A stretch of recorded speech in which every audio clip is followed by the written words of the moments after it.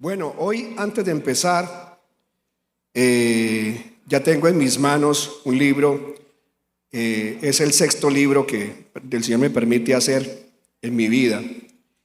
Y este libro, no sé si la cámara lo puede enfocar, lleva como título Descendientes del Rey David en Colombia. Descendientes del Rey David en Colombia. Genealogía desde el rey David, línea de Salomón. Este libro es interesante en el sentido que resume históricamente y cronológicamente, tomando la Biblia primero que todo y los manuscritos en esta investigación que me ha tomado desde el año como 2003 en adelante, es decir, más de 20 años, y lo he podido pues ya imprimir. Está en Amazon para los que lo deseen adquirir. Este libro nos cuenta, para el que esté interesado, cómo fue que la descendencia del rey David a través de su cuarto hijo Salomón, y dentro de tantos hijos que tuvo Salomón, porque si tuvo 700 concubinas y 300 oficiales, imagínense la chorrera que debe haber por ahí de chinos, de niñas. Así que esto es una pequeña partecita que está basada en la historia de los descendientes de David a través de Salomón y de Betseba o de Betsabé, que fue la mujer de Urías Eteo, de la cual nació Jesús de Nazaret. Y de esta genealogía, específicamente de esta, no de las otras señoras ni de los otros hijos, es que está basado este libro de investigación. Y aquí hay personajes de la historia de Colombia, personajes de la línea de los patriotas, como doña Magdalena Ortega y Mesa, esposa del general Antonio Nariño, quien era descendiente directa del rey David. Y también aquí hay personajes como los fundadores de Ocaña, los fundadores de la población de Pamplona, de la población de muchas poblaciones del norte de Santander y aún de Venezuela, que fueron, y aquí de Santander, que esos fundadores de esos pueblos fueron fundadores y también muy conocidos, tal vez poco, por los historiadores más. Ellos también eran descendientes del rey David. Así que aquí hay muchos nombres de personas, de familias de Colombia, que están los nombres, cuando nacieron, qué hicieron, esas familias con quién se casaron, qué hijos tuvieron, quiénes nacieron de ellos. Es una historia muy interesante que ha llevado muchísimos años a este autor y gracias a Dios aquí está en Amazon para los que deseen adquirirlo. Hoy vamos a seguir, y el libro que estamos haciendo de Éxodo, pues nos hemos tomado mucho más tiempo porque es una obra bastante delicada. Vamos a irnos a la Biblia, abramos nuestras Biblias y nos vamos hoy al libro de Mateo en el capítulo 20, Mateo capítulo 20. Y el tema de hoy, hechos reales alrededor del Domingo de Ramos. Hechos reales alrededor de Domingo de Ramos. Hoy ya vieron ustedes por ahí la gente con sus ramos, ¿no? Y hay gente comprando sus ramos grandes o pequeños. Y conocemos la tradición, sobre todo en pueblos latinoamericanos, de la celebración de los domingos como el de hoy, donde la gente tradicionalmente usa el ramo como de una forma tradicional, pero tiene muchas connotaciones equivocadas que lo hacen más bien de celebración pagana o esotérica, que no corresponden a lo que realmente Dios estaba propiciando el conocido domingo, cuando Jesucristo, nuestro Rey, entró a Jerusalén de manera mesiánica. Se conoce como la entrada mesiánica, que estaba profetizada en el libro de Daniel, en el capítulo 9, y que vamos a ver la mayoría de hechos que ocurrieron, como si estuviéramos contando el video de lo que Jesús de Nazaret hizo desde los días anteriores hasta el día de terminar ese domingo, y las cosas y los milagros que él hizo, porque hay mucho revuelto. La gente Nosotros, la mayoría de los que salimos de las familias católicas, se nos contaron muchas cosas que no son reales. Y por eso tenemos que conocer la verdad para que nuestra familia entienda por qué celebramos esto. Quedamos el domingo anterior. ¿Cuántos estuvieron aquí el domingo anterior? Qué bien. Bueno, vamos a volver a conectarnos con el viernes anterior al domingo de Ramos, es decir, 2 días antes. Y también vamos a mostrar el calendario que estuvimos mostrando la semana anterior, lo volvemos a mostrar, un poquito parroquial, un poquito agropecuario, rústico, agreste, pero es algo que hice yo de manera rápida para poder explicar los días de Jesús, su pasión y su muerte. Si mientras nos lo colocan allí, vamos a dar lectura al libro de Mateo 19 en primer lugar. Esto ocurrió aproximadamente, o más bien casi exactamente, los días anteriores a la pasión y muerte de Jesucristo. En primer lugar, Mateo 19, versículo 28. Veamos. Cuando Jesús, estamos acá en Mateo 19, vamos a usar la versión, dejemos la NTV ahí. Utilicemos por un momentico, si es posible, porque la palabra que Jesús utiliza allí es muy clave, la versión JBS. A los hermanos nuevos les digo, cuando yo digo versión tal o versión tal, es porque hay unas versiones que son muy específicas con las palabras, que aunque otros editores de las Biblias han tratado de coger esas palabras antiguas y ponerlas como en el lenguaje actual, entonces se ha borrado lo que realmente decía en el griego original y se pierde entonces la profundidad. En la JBS dice que Jesús estaba con sus discípulos y hablaba de que la gente que está viviendo y dependiendo de las riquezas es difícil que entren al reino de los cielos. Y habló de que era muy difícil, que era más fácil que ¿qué? Que un camello pasara por el ojo de una aguja, ¿sí? Que un rico entrara al reino de los cielos. Y aunque hay puertas pequeñas que se llaman puerta de aguja en algunos palacios, no se trataba de una puerta, literalmente Jesús estaba hablando de un camello jorobado pasando por una aguja. Es bien imposible. Pero cuando él termina de decirle esto a los discípulos, le dicen los discípulos al Señor: uy, Señor, entonces la cosa es así, entonces es difícil que alguien entre al reino de los cielos. Y cuando ellos están diciéndole que es imposible entonces a un humano entrar, salvarse, el Señor les dice entonces de esta manera. Veamos, en el 26 les dice: y mirándolos, Jesús les dijo, para con los hombres es imposible, pero para con Dios todas las cosas son posibles. Interviniendo entonces Pedro le dijo: he aquí, nosotros hemos dejado todo y te hemos seguido. ¿Qué pues tendremos? O sea, ¿qué gana uno con seguirlo a usted, jefe? Quiero decirle que si usted sigue a Jesucristo, usted tiene el mejor patrón de todos los jefes que haya tenido en la historia de su vida de trabajo. Porque es padre, es hermano mayor, es Mesías, es Salvador y es Dios Shaddai, proveedor. En el 28 Jesús contó una cosa maravillosa, como para decirle al que le preguntó: mire, mijo, lo que le tengo a ustedes nadie se lo imagina. Y dice en el versículo 28: y Jesús les dijo: de cierto os digo que vosotros que me habéis seguido, los que me han seguido, ¿no? Me habéis seguido. Dice, en la regeneración. ¿Qué es eso? Esa palabra regeneración está diciendo, esa es una palabra que aparece en el libro de los Hechos de los Apóstoles, por allá más adelante, cuando el Señor les avisa que cuando Él vuelva por segunda vez, hará nuevas todas las cosas.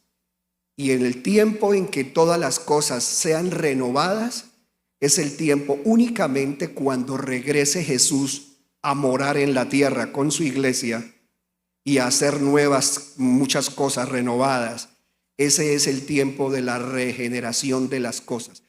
Hay muchas doctrinas de error hoy en día, como la doctrina de la palabra de los 5 dedos, o lo que llaman los ministerios apostólicos y proféticos con la ley de la mano derecha, que ellos le dicen a la gente que la gente cristiana tiene que adueñarse del mundo, ganar políticamente puestos importantes.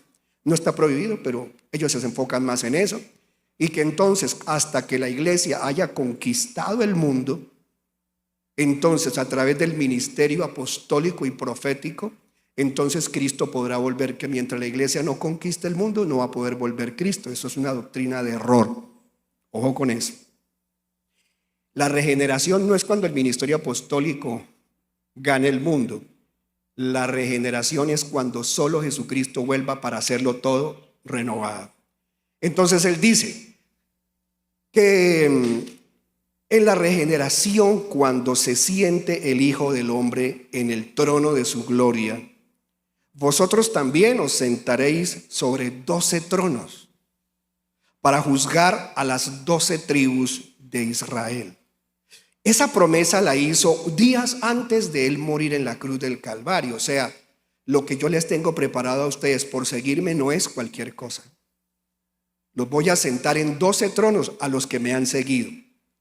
Ahora, entre esos estaban los discípulos que él había escogido, más otro discípulo que se llama el apóstol Pablo, que también siguió a Jesucristo, aunque Pablo no conoció a Cristo cuando él era el Mesías que guiaba a todos vivo.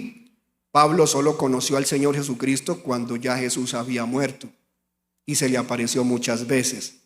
Pablo hace parte de estos 12 y dice que los va a poner para juzgar a las 12 tribus de Israel. Inmediatamente vamos a retomar la cronología que dejamos el domingo anterior. Sabemos que un viernes llegó Jesús ¿a qué lugar? A Betania. Es una población que queda cerquita de Jerusalén. ¿Cuántos de los que están aquí, de verdad, han ido a Jerusalén? Levanten la mano los que han ido aquí a Jerusalén. Levanten la mano. Tan poquitos. Bueno, cuando vayan a Jerusalén se van a dar cuenta que es muy cerca. Ir a Betania es cerca. En esta cronología que les mostramos el domingo anterior, que es la cronología desde el día miércoles, que es cuando en las horas de la noche, cuando ya no es miércoles, sino cuando ya es jueves. Recuerde que para los nuevos, el día bíblico no comienza a las 12 de la noche como para nosotros, para el calendario hebreo, para el calendario judío y el calendario bíblico. El día comienza a las aproximadamente 6 de la tarde, cuando cae la luz del sol. Ahí comienza el siguiente día. Así que entonces actualicémoslos a todos. Y el miércoles comenzó a las 6 de la tarde del día anterior, es decir, del martes. Se acabó el martes a las 6 de la tarde y a las 6 de la tarde empezó el miércoles, ¿sí? Al llegar en la noche, luego cae la noche, son las 6 de la mañana y comienza el sol otra vez a levantarse hasta llegar a las 12 del mediodía. Ese es el día miércoles 13 de Nisán, ¿sí? Y cuando ya se está acercando la tarde, Jesús de Nazaret celebra la cena. Ese día celebra la cena él. Al día siguiente, el jueves, se celebraría para el mundo entero oficialmente la Pascua. Y él fue el Cordero Pascual que murió a las 3 en punto de la tarde. A él lo crucificaron a las 12, pero a las 3 él exhaló el último suspiro y murió entre las 2 tardes. Las tardes se dividen entre lo que va de las 12 a las 3 y de las 3 aproximadamente a las 6. 2 tardes, una tarde, 2 tardes.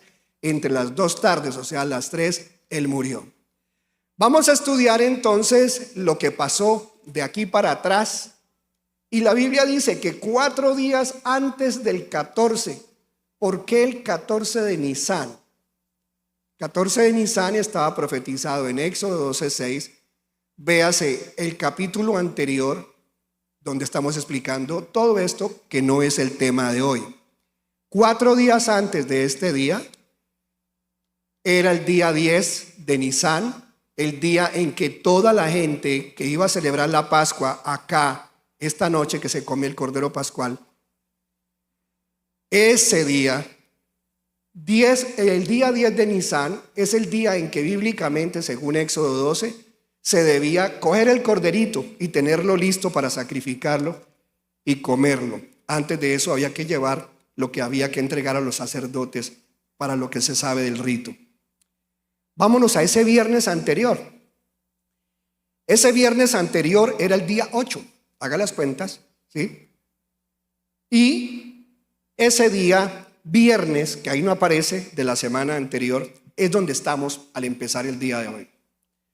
Yo hoy me porto un poco escuelero para que puedan entenderlo todos. Vamos a leer. Mateo entonces capítulo 20, por favor, Mateo 20. Mateo 20. Encontramos aquí a Jesús que ha ido con sus discípulos a una región que es la región del Jordán. El río Jordán está al oriente de Jerusalén. Y del río Jordán hacia allá hoy en día hay una zona que se llama la zona de Cisjordania, que no es parte de la nación de Israel. Pero allá queda una ciudad muy famosa que es la ciudad de Jericó. Y él está en el valle de Jericó. Mateo 20, 17, vamos a leer en primer lugar, lo van a ver allí. Mateo 20, 17. Dice: y subiendo a Jerusalén, o sea, Jesús, aclaro, estaba en el valle de Jericó. Eso es una cosa que queda bien abajo. Jerusalén es alto. Hagan de cuenta que Jerusalén es donde yo tengo la Biblia. Acá está Jerusalén. Este es el oriente, este es el occidente. Todo el que vaya a ir a Jerusalén tiene que subir a este monte. Y acá arriba está la ciudad, digámoslo así. Así que para ir a Jericó hay que tomar una carretera bajando de Jerusalén y se comienza a bajar y a bajar y a bajar y a bajar y a bajar y bajar y bajar hasta que llegamos allá abajo. Allá esa parte de bien abajo es la parte más baja de la tierra, tiene 400 metros por debajo del nivel del mar y es donde está el agua más cargada de minerales, que es el Mar Muerto, donde la gente flota. Allá estuve yo y yo quería mirar si era verdad que la gente podía leer el periódico acostado en el mar, y sí. Uno se mete allá y el mar no se hunde por la cantidad de sal que tiene, y uno puede cruzar las manos y flota como pelota allá encima del agua. Así que es una región bastante caliente. Y entre esta parte muy abajo está aquí esta zona que es el valle donde está Jericó, caliente, tierra árida. Y hay una ciudad pues que refrescante, las palmeras que hay en Jericó. Y él estaba en ese valle, imagínense el calor con todos sus discípulos, y tienen pensado subir hasta llegar a Jerusalén para llegar el día domingo. Entonces, vamos a leer lo que pasó. En el versículo 17, aunque allí dicen las Biblias, y subiendo a Jerusalén, porque esa era la intención, Jesús tomó aparte a los 12 y en el camino les dijo, he aquí, subimos a Jerusalén y el Hijo del Hombre, o sea, es el nombre que él utiliza para él mismo, el Hijo del Hombre será entregado a los a los principales sacerdotes y escribas y lo condenarán a muerte y lo entregarán a los gentiles para que sea escarnecido y azotado y crucificado, pero al tercer día será resucitado. Analicemos eso que dijo Jesús, al tercer día será resucitado. Al tercer día. Él no dijo me demoraré 3 días y 3 noches, él dijo al tercer día. Y en otras partes sí dice 3 días y 3 noches. Pero la palabra literal de Jesús es al tercer día será resucitado. Veamos la tabla. Y veamos esta profecía de Jesús hoy, esta semana que estamos recordando esto. Entonces, si Él murió a las 3 de la tarde durante el día, porque recuerde que ese jueves, como todos los días, tienen una parte de noche. Recuerde que el día jueves comenzó el día anterior a las 6 y tiene horas de oscuridad. Y luego llegan las 6 de la mañana, se acaba la noche y luego comienza el día. Y el día dura desde las 6 a las 12 y luego va hasta las 6. Entonces, el primer día de día es donde Jesús muere. Si Él está en este día, entonces en este día Él estuvo vivo, pero en este día Él también estuvo muerto. Entonces, primer día que está muerto. Segundo día, el tercer día. En ese tercer día, ese día va, ¿cierto? Y aquí vemos entonces que pasaron exactamente 3 días, pero como también dice 3 noches, entonces ahora, primera noche, segunda noche y tercera noche. Esta madrugada del domingo, pasando 1, 2, 3 días y 1, 2 y 3 noches, es cuando Jesucristo resucitó al amanecer del domingo 17 de Nisan. Es perfecto. No hay errores en la Biblia. ¿Sí? Todo lo que vamos enseñando, usted tome apuntes o vaya mirando, analice. Entonces Jesús, estamos en ese capítulo. ¿Cuántos se acuerdan de que Jesús, estando en esa ciudad que se conoce como Jericó, que es una ciudad de palmeras, dice que, verso 20, leamos todos los hechos y aprendamos. Mateo 20:20 dice: en ese tiempo se le acercó la madre de los hijos de Zebedeo, o sea que la señora andaba por ahí con ellos, con sus hijos, y la señora se le arrodilló y le pidió al Señor un favor. ¿Y qué le dijo? ¿Qué le dijo el Señor? ¿Qué deseas? ¿Qué quieres? Ella le dijo: di que se sienten estos 2 hijos míos, el uno a tu mano derecha y el otro a tu izquierda en tu reino. ¿Qué le contestó Jesús? Entonces Jesús respondiendo dijo: ¿no sabéis lo que pedís? ¿Podéis beber el vaso que yo he de beber y ser bautizados del bautismo con que yo soy bautizado? Y ellos le dicen: podemos.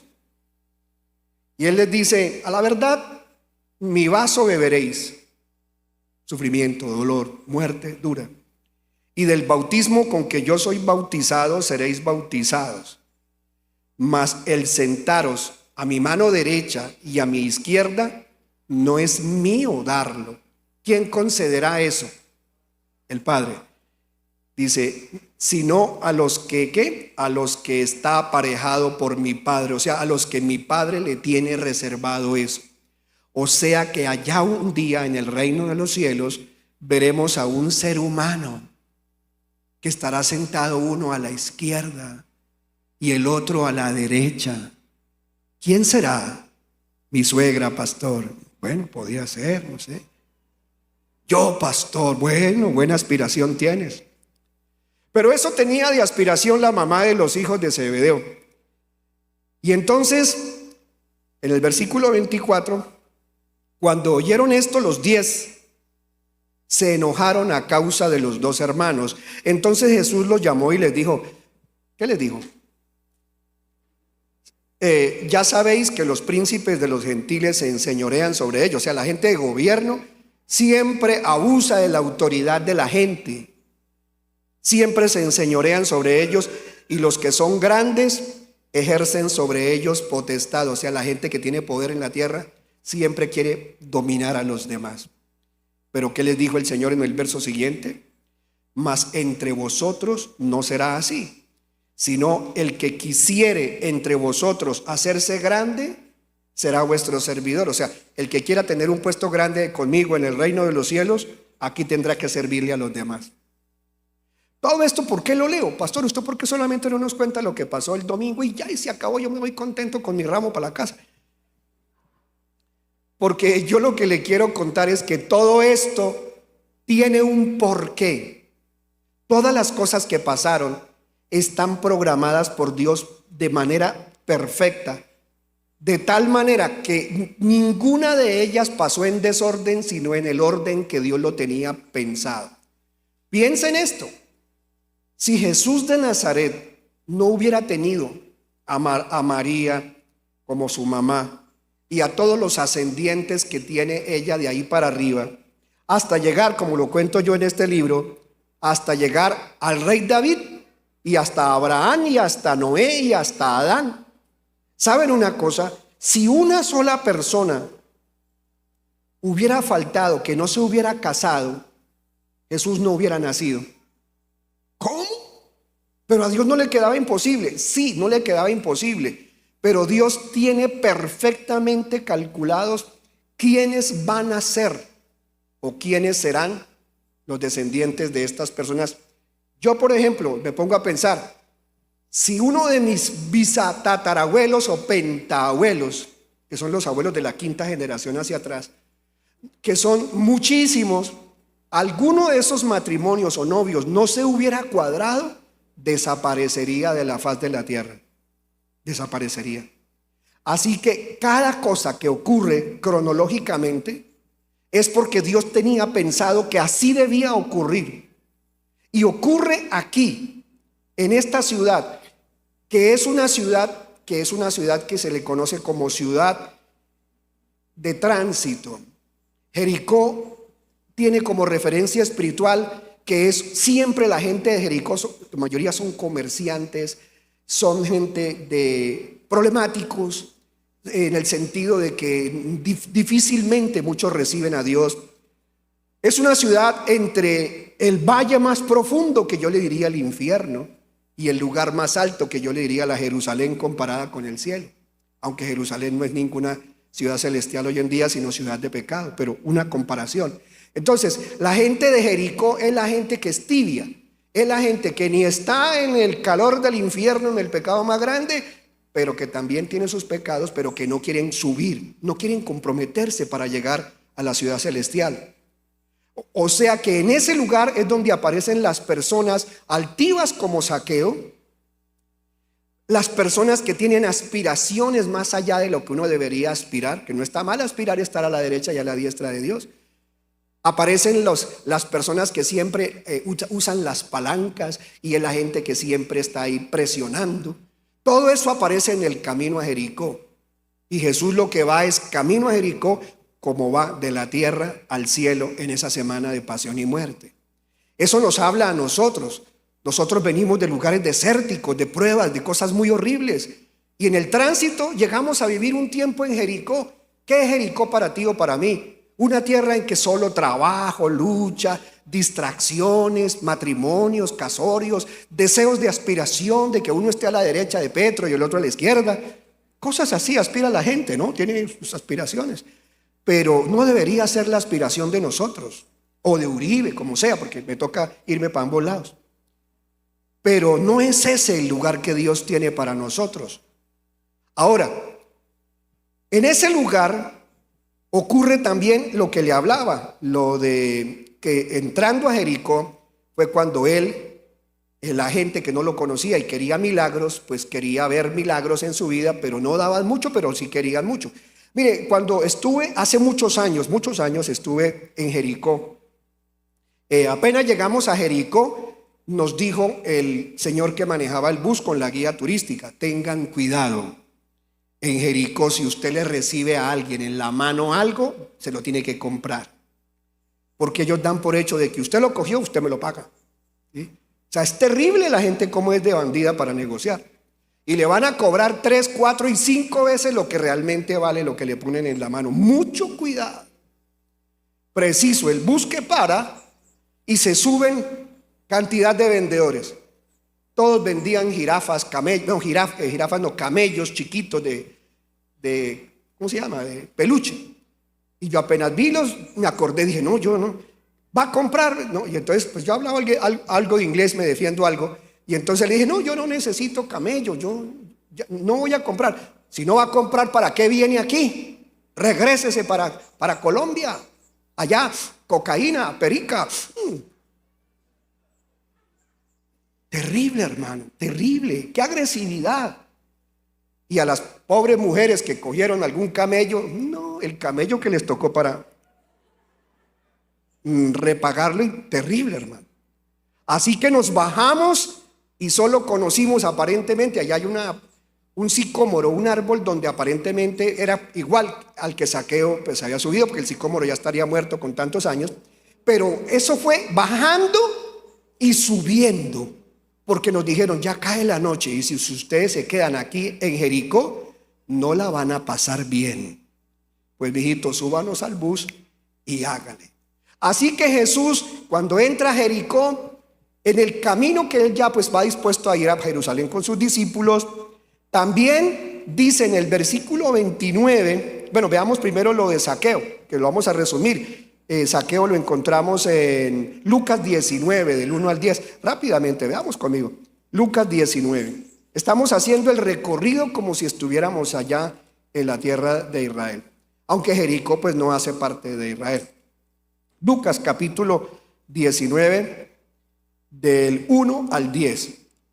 Y dice, Zaqueo, y habiendo entrado, iba pasando por Jericó. Y he aquí un varón llamado Zaqueo, jefe de publicanos y rico. Procuraba ver quién era Jesús, pero no podía a causa de la multitud, porque era pequeño de estatura. Corriendo entonces adelante, se subió a un sicómoro para verlo, pues estaba a punto de pasar. Cuando Jesús llegó al lugar, miró hacia arriba y le dijo, Zaqueo, baja deprisa, porque es necesario que hoy pose en tu casa.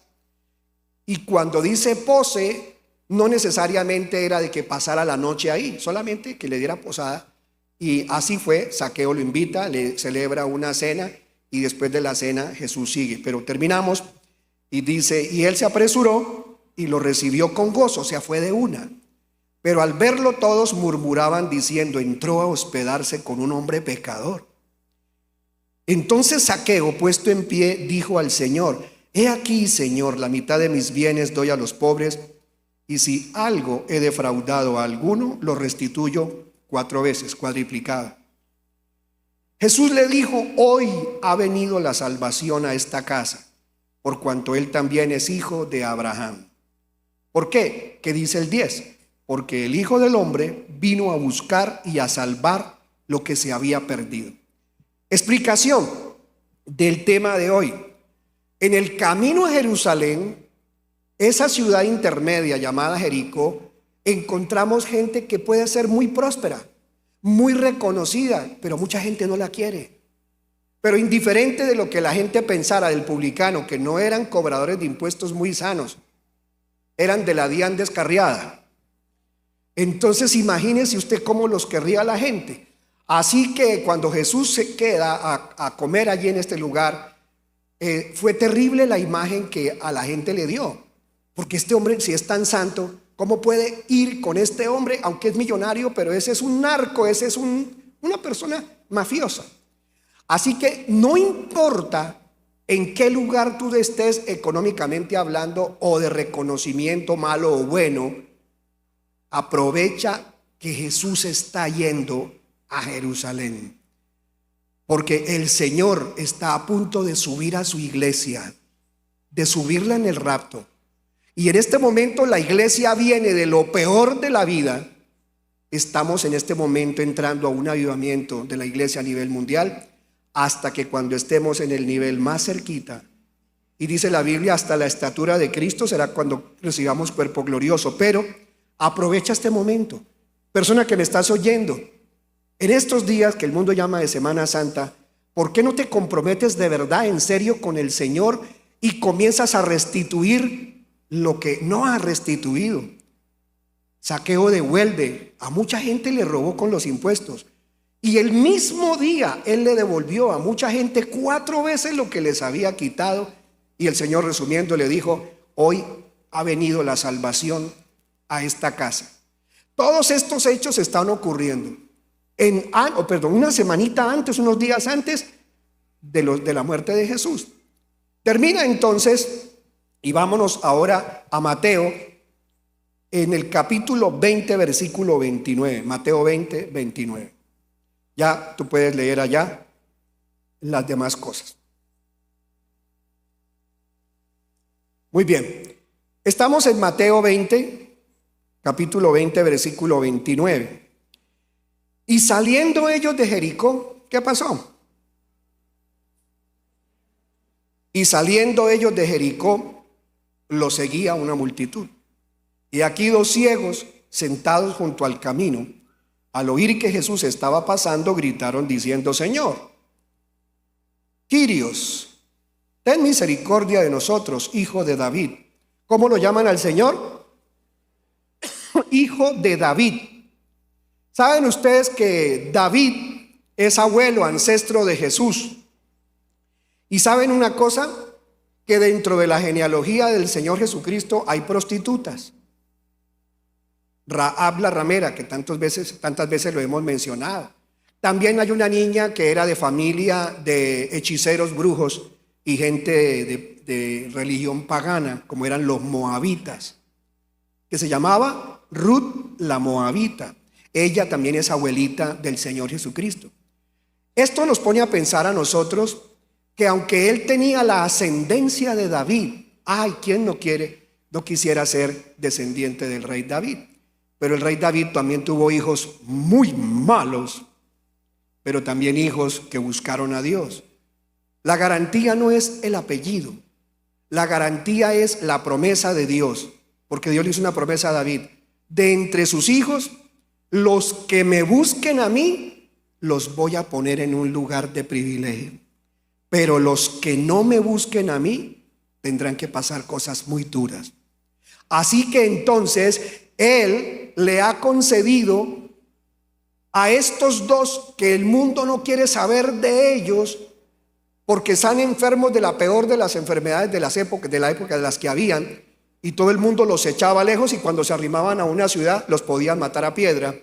Así que solamente a la salida de Jericó es que lo pueden ubicar para pedirle que les ayude.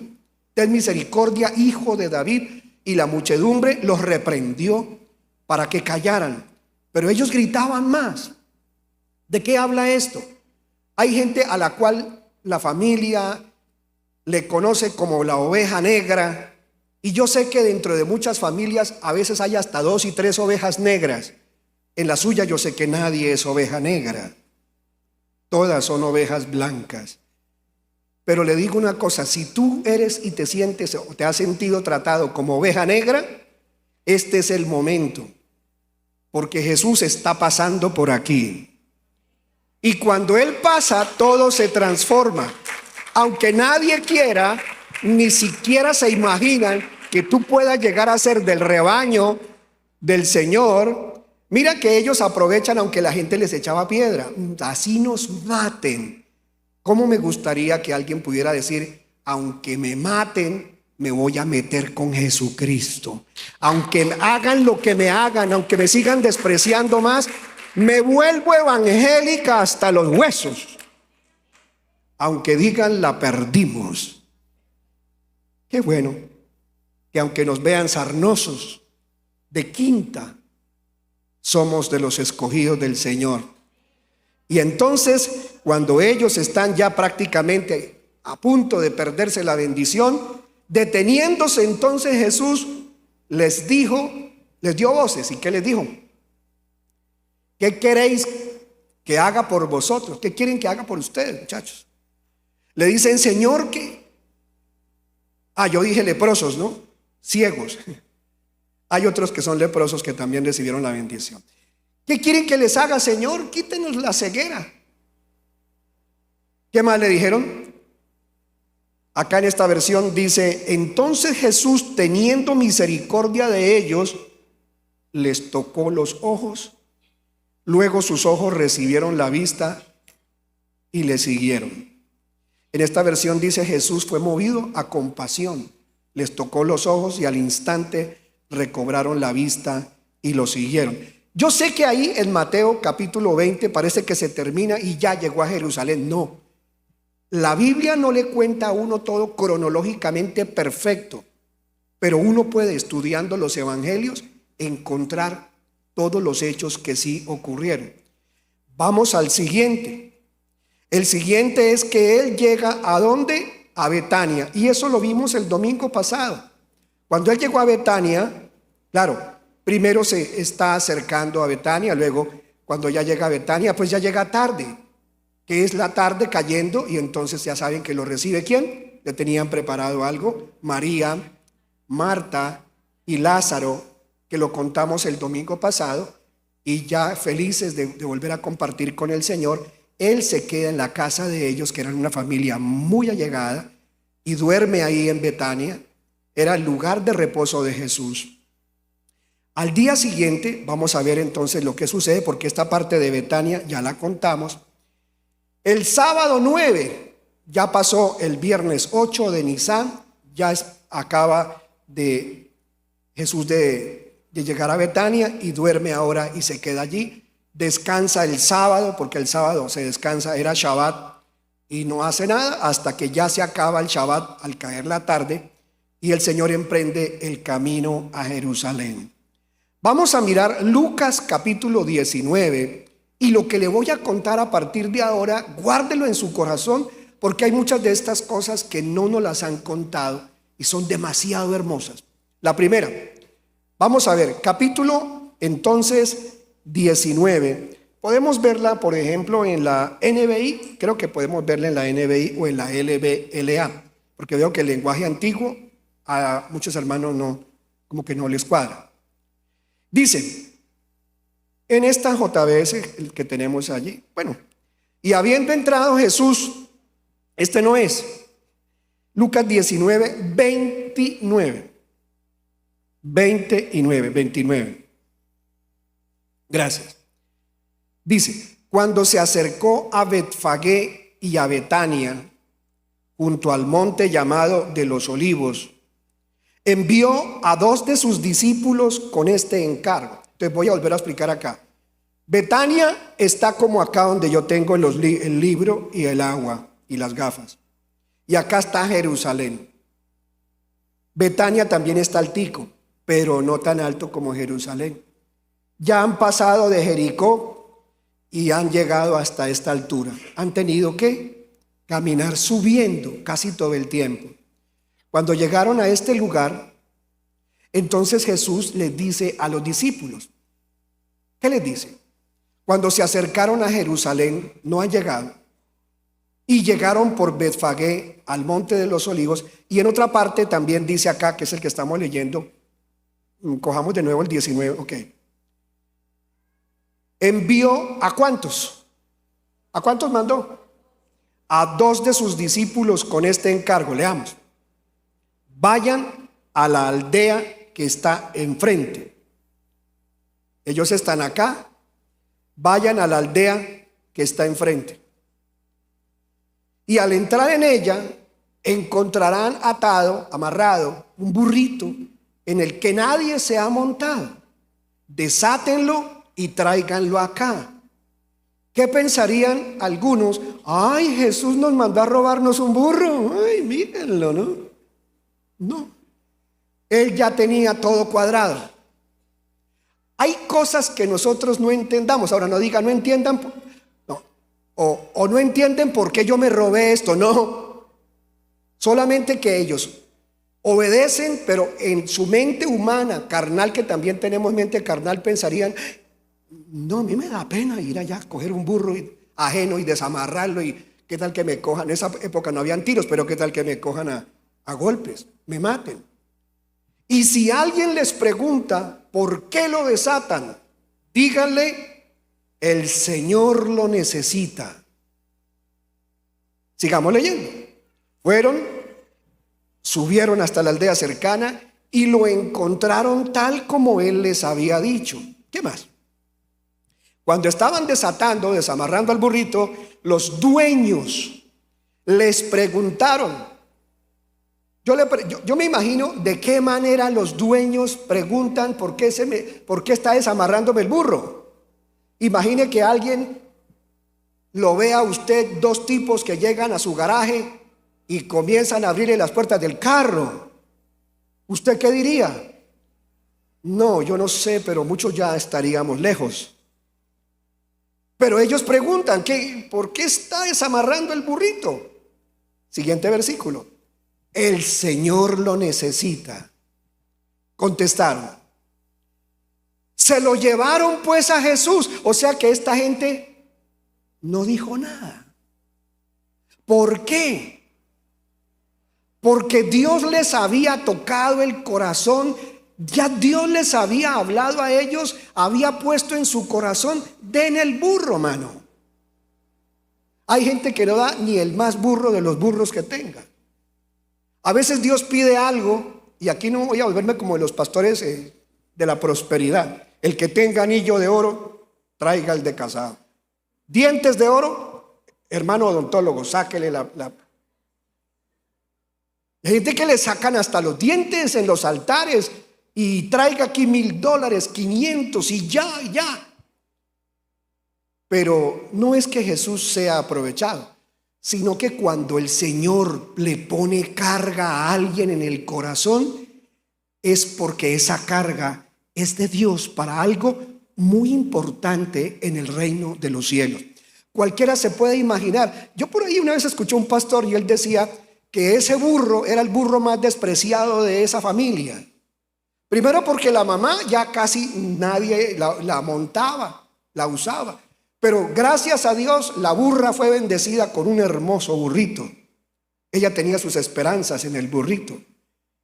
Y cuando el burrito fue, decía ese pastor, no me olvido, todos los de la hacienda decían: van a matar al burro. Le llegó la hora al hijo de la burra.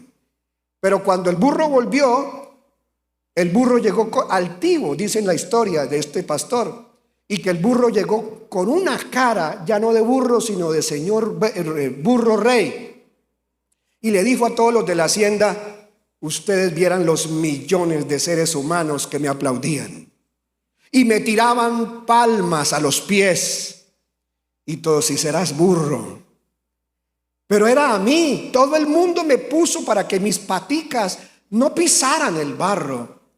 Pero burro, no sabías que el que era importante era el que estaba encima de ti, burro. Es una historia que cuenta un pastor, pero me hace pensar en que mucha gente que Dios de alguna manera lo saca de un lugar en el que no es apreciado y le da un reconocimiento por un tiempo, a veces somos tan burritos que creemos que eso es que nos lo ganamos nosotros por la linda pinta de burro que tenemos, que yo tengo, perdón. Pero a veces el Señor, de lo vil sí y de lo menospreciado, Dios utiliza. Hay algo en el camino a Jerusalén, demasiadas cosas que yo estoy contando lo ponen a pensar a uno cuántas cosas en el camino le muestran a uno las clases de seres humanos que el Señor se va a llevar al reino de los cielos. Aquí en realidad dice que se lo llevaron. ¿Qué pasó? Pues a Jesús luego pusieron sus mantos encima del burrito y ayudaron a Jesús a montarse. Yo siempre me pregunto, ¿ayudaron a Jesús a montarse? Es que Jesús no sabía montar burro. Claro. Miren lo que pasa, se lo llevaron y luego dice el versículo 36. A medida que avanzaba, la gente tendía sus mantos sobre el camino. ¿Qué más? Estamos en el versículo de Lucas 19:37. Permítame, también lo tengo acá. 19:37. Y cuando ya se acercaba, ¿a dónde? A la bajada del monte de los olivos.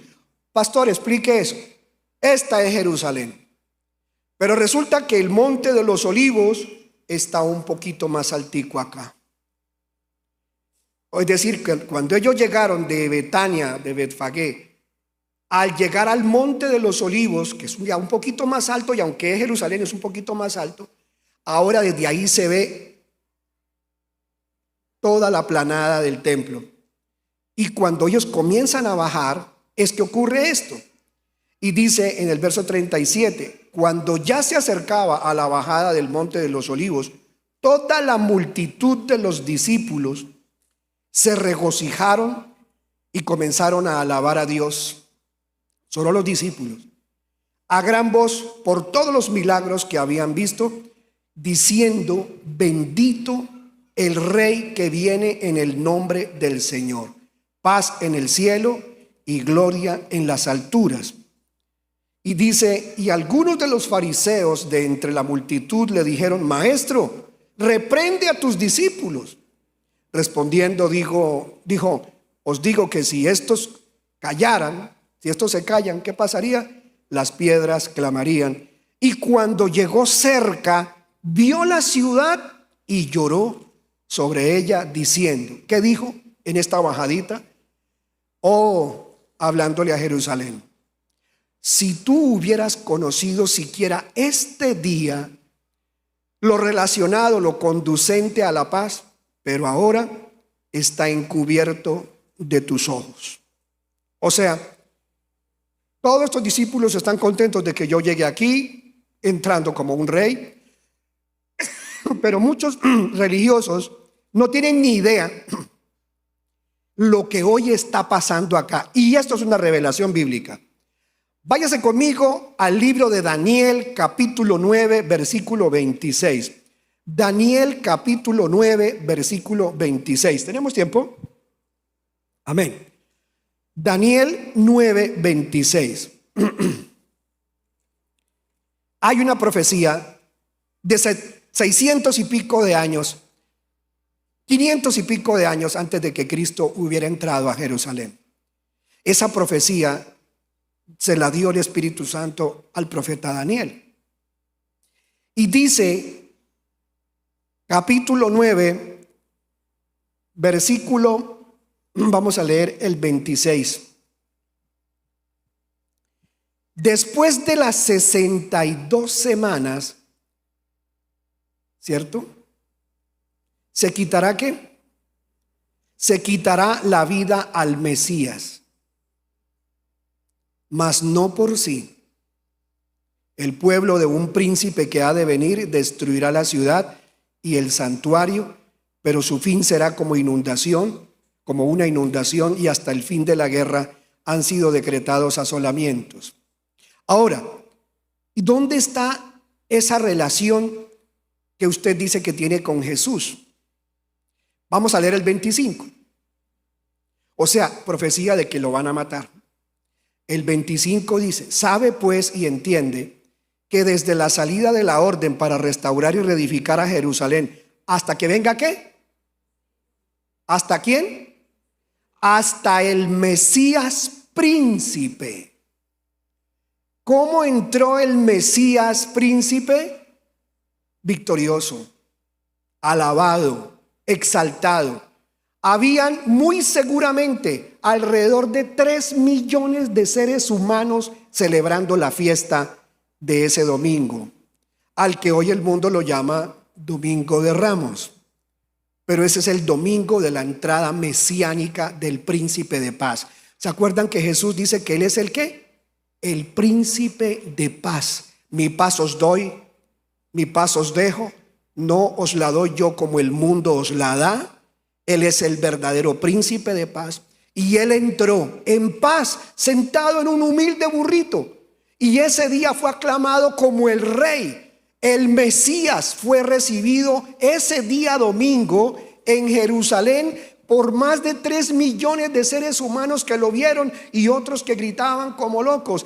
¿Qué dice la profecía? Que desde que se dio la orden allá 500 y pico de años antes de que viniera Cristo, hasta que entrara el Mesías ahí a Jerusalén, humilde, manso, sentado en un burrito, ahí se contaban entonces de las 70 semanas de Daniel, se contaría que, dice, eso ocurrió, dice, habrá 7 semanas y 62 semanas. ¿Cuántos son eso? 69 semanas en total.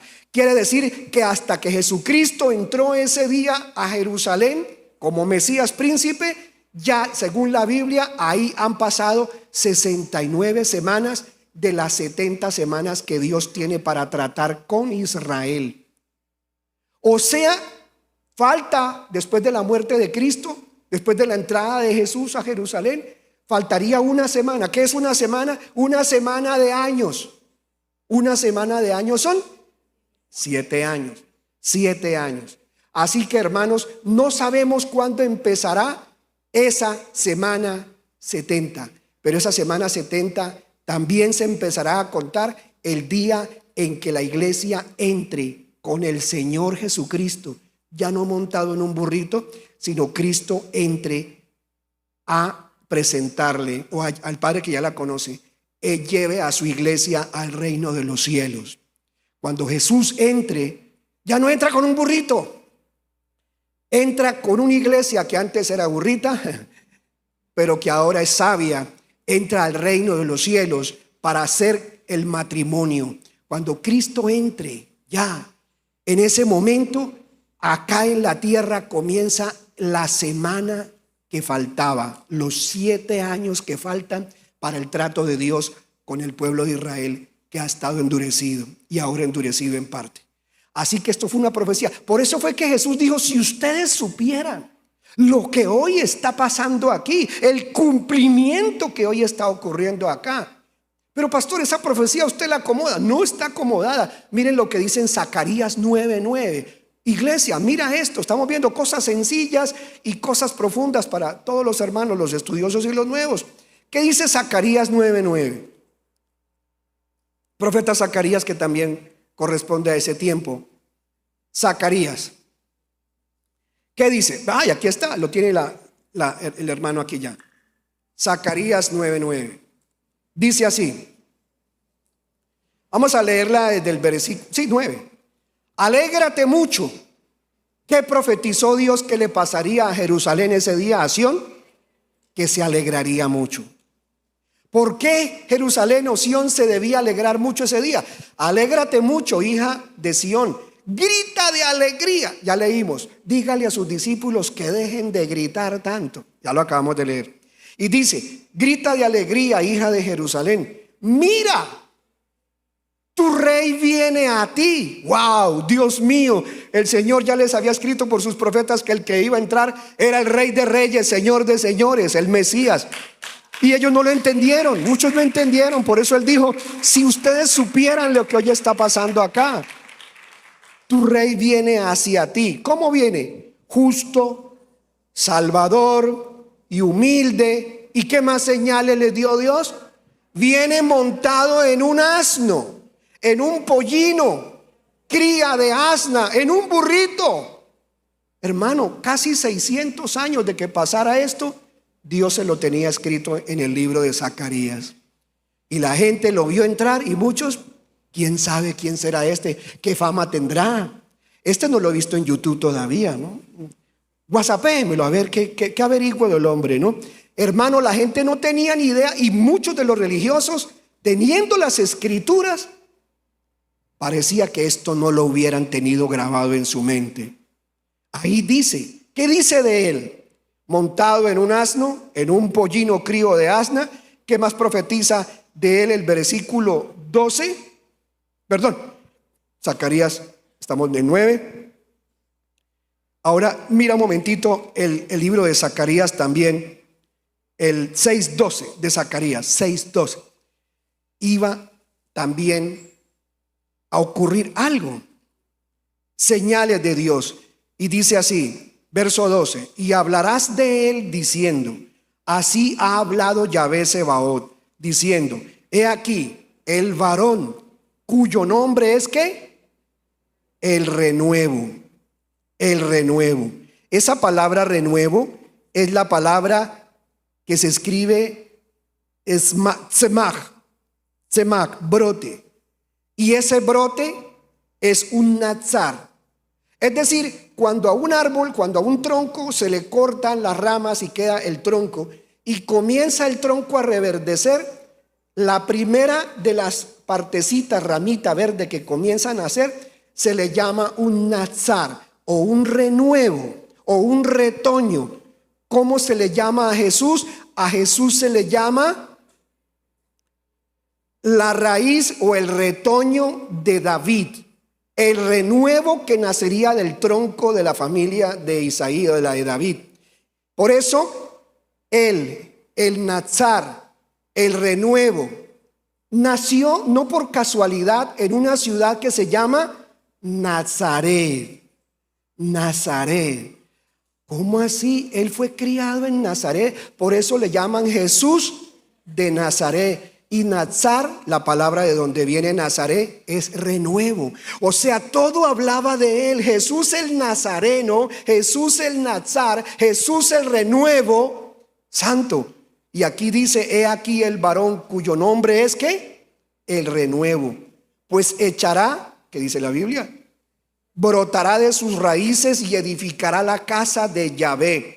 Sí, dice el 13, edificará la casa de Yahvé y tendrá la gloria y se sentará y reinará sobre su trono, siendo sacerdote sobre su trono, y habrá consejo de paz entre ambos. Santo Dios, Él es el que edificará la casa de Yahvé. ¿Y qué dijo Jesús cuando habló con Pedro?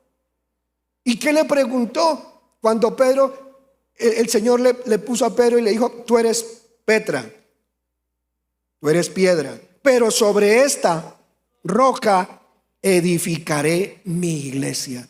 Y ya estaba profetizado en Zacarías que Él edificaría la casa del Señor. Denme un aplauso, todo es perfecto. En la venida de Cristo Jesús a Jerusalén están ocurriendo cumplimiento de profecías inimaginables, amado. Ojalá pudiera el pueblo de Israel aprender de todas estas cosas, pero hoy sus ojos están cerrados, como mucha gente dentro de las religiones, aún dentro del cristianismo, no solo el catolicismo. La gente lleva su ramo hoy domingo para que le eche agua bendita a un cura, a un sacerdote. Bendígame el ramo. Venga, y mijita, póngame el ramo ahí detrás de la nevera. Y dura ahí hasta que ese ramo chiroso, negro, feo, ya hasta tiene telarañas. La gente tiene telarañas en el corazón. La gente lo que necesita no es el ramo, necesita al Nazar, al renuevo en su corazón. Bendito su nombre precioso. Regresamos, nos queda la última partecita. Entonces estamos leyendo en la entrada del Señor Jesucristo, y llegando a Jerusalén terminamos en el versículo 44. Que le dijo, ahora está encubierto de tus ojos. Versículo 42. Versículo 42 de Lucas 19. Por eso les acabo de leer las profecías del Antiguo, para que se dieran cuenta en 3 profecías que vimos que Él era, no había otro. Ahora, aquí volvamos a leer qué dijo Jesús. Como quisiera que hoy supieras lo que te puede traer paz. Por eso, pero eso ahora está oculto a tus ojos. Y termina Jesús contando una profecía, porque vendrán días sobre ti cuando tus enemigos levantarán torres de asedio contra ti y te rodearán por todos los lados. Eso le pasó a Jerusalén y la destruyeron hasta que no quedó piedra sobre piedra. Y te arrasarán con tus hijos dentro de ti y no dejarán en ti piedra sobre piedra. ¿Por qué? Por cuanto no conociste el tiempo de tu visitación. No entendiste cuando yo vine a visitarte, a salvarte, a redimirte. Estuve aquí, y la Biblia dice, a los suyos vino y los suyos no lo recibieron. Ahora, vamos a ir al capítulo también de Mateo 21 para explicar con profundidad lo que ocurrió ese día. Es la última porción. Miren Mateo 21 del 1 al 17. Mateo 21 del 1 al 17. Cuando se acercaron a Jerusalén, y otra vez estamos retrocediendo un poquito, comprobando lo otro que leímos, y llegaron por Betfagé al monte de los olivos, Jesús envió a 2 de sus discípulos, y ahí encontramos lo que ya leímos del pollino, ¿cierto que sí? Y vuelve y nos lo recuerda. Leámoslo. Desátenlos y tráiganmelos. Entonces aquí vemos que se llevan a la burra también, no solamente al burrito. Versículo siguiente. Si alguien les dice algo, respóndanle que el Señor los necesita, pero ¿que qué? Lo que no nos contó el otro pasaje. Él no se quedó con el burro y con la burra, era prestado, pero que ya los devolverá. Esto sucedió para que se cumpliera lo dicho por el profeta. Digan a la hija de Sión, lo acabamos de leer, mira, tu rey viene hacia ti, humilde y montado en un burro, en un burrito, cría de una bestia de carga. Verso 6. Los discípulos fueron e hicieron como les había mandado Jesús. Siguiente versículo, 17. Llevaron la burra y el burrito y pusieron encima sus mantos, sobre los cuales, aquí no dice que lo ayudaron a sentarse, aquí dice que sobre los cuales se sentó Jesús. Había mucha gente que tendía sus mantos sobre el camino. Otros, y ahí está lo del Domingo de Ramos, ¿qué dice? Cortaban ramas de los árboles y las esparcían por el camino. Siervito, ¿me haces un favor? Me quitas la tapa de esto, por favor. Qué pena contigo. Gracias, muy amable. Estaba listo. Sigamos leyendo. Tanto la gente que iba adelante, ¿qué más? Y la mayoría de la gente sí. Versículo 9. Y las multitudes, tanto la gente que iba delante de él como la que iba detrás, gritaban ¿qué? Hosana. ¿Y a quién? Repito, ¿sabía la gente en realidad que Jesús era descendiente de David? Lo sabían muy claro. La palabra hosana, que realmente en el hebreo pues se escribe, bueno, se lee Osana, Osana. ¿Y cómo es eso de Osana? Osana. Osa significa salva. Na, ahora. O sea, lo que la gente estaba diciéndole era salva ahora. La gente estaba cansada. Como hoy muchos estamos cansados de ver lo que estamos viendo. Y aquí desesperados, millones de seres humanos, unos y otros creyentes y otros no, escucharon ese grito, Hosana, Hosana, Hosana. ¿Y qué dice completo? Bendito el que viene en el nombre del Señor, Hosana en las alturas. ¿Cómo así que salva ahora en las alturas? Tú sabes que hay alturas de Dios, que es la más alta de todas las alturas, y hay otras alturas que no son de Dios, donde están lo que la Biblia llama los príncipes, el príncipe de la potestad del aire, el espíritu que ahora opera en los hijos de desobediencia, y huestes espirituales de maldad en las regiones celestes.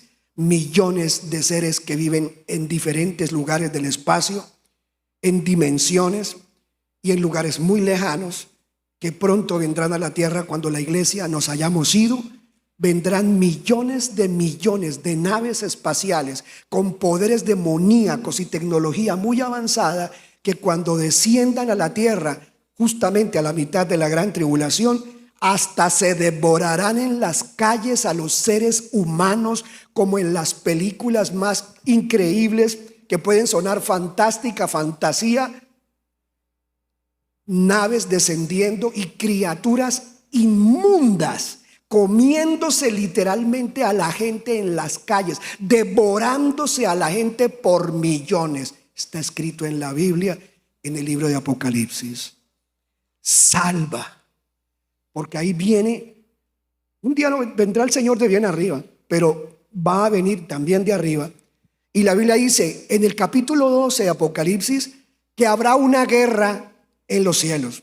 No es el cielo de Dios, allá es paz, es el trono de Dios. En el siguiente, en el segundo cielo, habrá una batalla entre los ejércitos de Dios, encabezados por el arcángel ¿qué? Miguel, y Satanás y sus ejércitos luchando en este terreno sobre el planeta Tierra. Y todos los ejércitos de Satanás serán derrotados, y Satanás y sus ejércitos, sus huestes de millones de naves de todas las dimensiones del universo, serán arrojados todos a la tierra. Por eso la Biblia dice: ay de la tierra, ay del mundo y los habitantes que están ahora sobre la tierra, porque Satanás ha caído ahora con gran furia, porque sabe que le queda poco tiempo. Solo le quedarán 3 años y medio de ahí en adelante, hasta que volvamos con el príncipe de paz a esta tierra. Santo Jesús de Nazaret. Poder de Dios. Final, y cuando él entró en Jerusalén, toda la ciudad se conmovió. ¿Qué decía la gente que no sabía nada de él? ¿Quién es este? ¿Y qué decía la gente, las multitudes? Este es el profeta Yeshua, Jesús de Nazaret, de Galilea, contestaba la gente. Y ahí fue la última parte que leemos en el día de hoy. Y Jesús entró en el templo, echó a todos los que vendían y compraban en el templo. O sea que si Jesús viniera hoy, un domingo de Ramos, ¿qué haría con toda la gente que está metida en esas catedrales? Los saca a todos a perder con ramo y con todo. Porque eso es un comercio terrible. La camándula, la palma bendecida. Esta palma es más grande. Esta la bendijo el arzobispo de no sé dónde. Y esta, qué terrible, sacaría todo el comercio religioso afuera. Parece que todos estos hechos la gente como que no le cuadran en la cabeza. Y dice, y volcó, ¿no?, las mesas de los que cambian monedas. ¿Y qué les dice en el 13? Y les dice, está escrito, mi casa será llamada casa de oración, pero vosotros la estáis haciendo cueva de ladrones. Y se le acercaron en el templo los cojos y los ciegos y los sanó en el mismo templo. Yo pregunto, ¿hoy hay sanidades en esos templos? ¿Ha visto usted sacerdotes que bendicen los ramos, poner las manos sobre los enfermos, orar y que se vaya el cáncer y que se levante el niño, o que se sane el enfermo, o que el ciego vea? El Señor Jesucristo dijo, mayores cosas que las que ustedes me vieron hacer a mí, ustedes las van a hacer en mi nombre. Quiere decir que la iglesia de este tiempo conoceremos, porque estas cosas se tienen que ver y cumplir. Vamos a estar de pie, iglesia amada. Bendito sea el nombre precioso del Señor. Y allí dice clarito, pero los principales sacerdotes y los escribas, viendo las maravillas que hizo, y a los niños, ¿qué hacían los niños? Y que los niños gritaban, ¿en dónde? En el templo. ¿Qué gritaban los niños? Hosana al Hijo de David.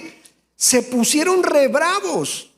Veamos la NTV en los últimos versículos que estamos leyendo. La NTV, Nueva Traducción Viviente. Los principales sacerdotes y los maestros de la ley religiosa vieron esos milagros maravillosos en pleno templo. Y oyeron que hasta los niños en el templo gritaban, alaben a Dios por el Hijo de David. Por eso es que no me gusta la versión, porque en vez de decir Hosana, que significa salva ahora, colocan es alaben a Dios por el Hijo de David. Sin embargo, los líderes estaban indignados. Sigámoslo leyendo. Le preguntaron a Jesús, ¿oyes lo que dicen esos niños? Sí, contestó Jesús, sí. Pues dicen, a los niños y a los bebés les has enseñado a darte alabanza. ¿Sabe cuántos niños en este tiempo está apareciéndosele el Señor Jesucristo? Y lo están viendo y les está hablando. Ahí estamos viendo riles de verdad y riles de mentiras, pero hay unos riles muy terribles que uno dice, ¿cómo es posible que un niño de 2 añitos con su media lengüita esté contando que vino y que él era así y que tenía barba y que estaba brillante y que le habló y que lo tocó y que lo alzó y que le dijo que ya venía y que le enseñó a alabarlo? Si el mismo Jesús dijo clarito, a los niños y a los bebés les has enseñado a darte alabanza. ¿Cuántos quisieran que a sus niños el Señor los cogiera, les enseñara a alabarlo y a glorificarlo? Traigan sus niños a la reunión. Último versículo. Eso es una profecía. De la boca de los niños y los lactantes perfeccionaste la alabanza. Y dejándolos, ese mismo domingo, y dejándolos salió. ¿Fuera de dónde? De Jerusalén. ¿A dónde se fue? A Betania. ¿Y allá qué? pasó la noche. Así que el domingo de Ramos, el Señor se regresa a esa linda familia que tanto lo acogía. Yo quiero que tú acojas a Jesús en tu hogar, como lo hacía María, Marta y Lázaro. Acoge a Jesucristo aquí, en tu corazón, en la casa donde hoy quiere vivir. Como le dijo a Zaqueo, hoy quiero morar en tu casa. Déjame entrar, te dice el Señor. Ya no me pongas más plazo. Hoy es un domingo que el mundo dice de Ramos, pero es un domingo en que yo quiero que me abras la puerta de tu casa. Ahí déjame vivir, porque vengo pronto. Y mi galardón para premiar, para ponerle premio a los que persistan en buscarme.